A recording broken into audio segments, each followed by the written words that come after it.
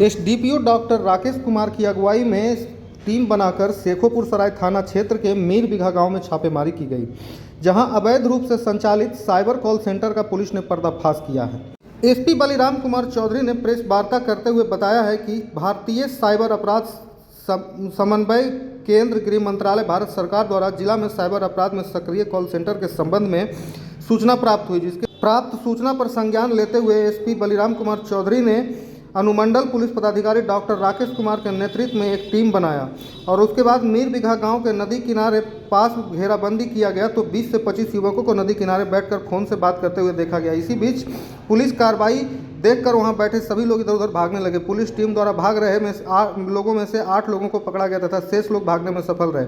पकड़े गए युवकों के पास से कई आपत्तिजनक अवैध मोबाइल सिम एवं उनके द्वारा लोगों से की जा रही ठगी के ऑनलाइन साक्ष्य बरामद किया गया है। एसपी बलिराम कुमार चौधरी ने बताया है कि अपराध कर्मियों द्वारा विभिन्न फाइनेंस कंपनियों से लोन दिलाने के नाम पर विज्ञापन भेजकर भोली भाली जनता से ठगी किया जाता था तथा बार कोड भेजकर पैसे की ठगी की जाती थी।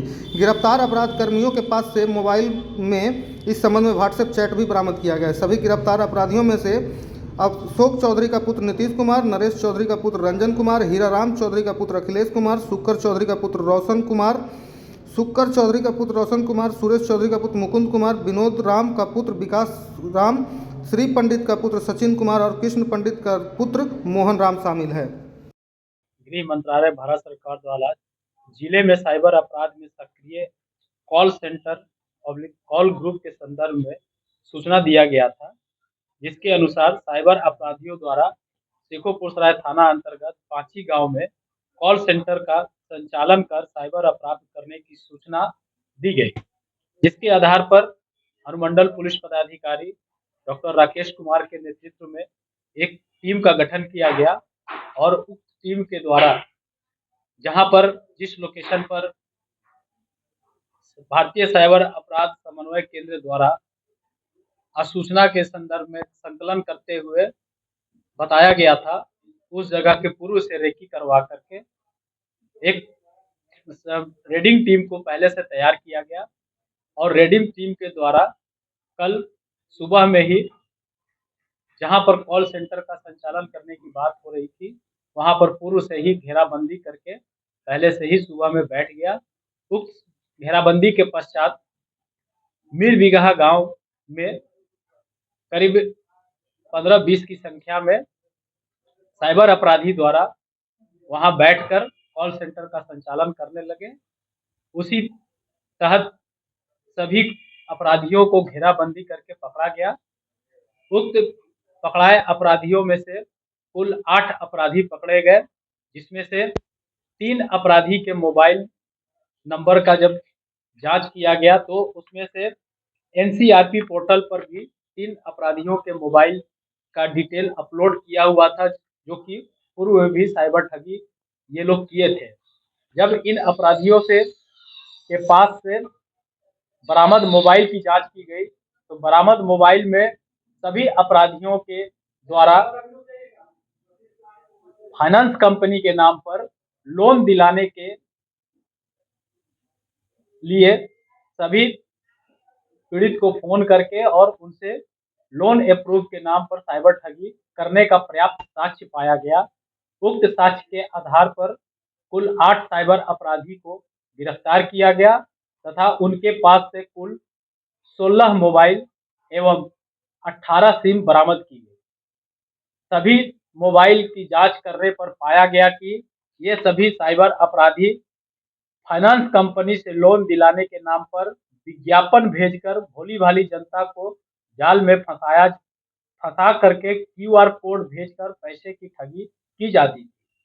गिरफ्तार अपराधियों के पास से बरामद मोबाइल में इस संबंध में व्हाट्सएप चैट का भी साक्ष्य पाया गया है।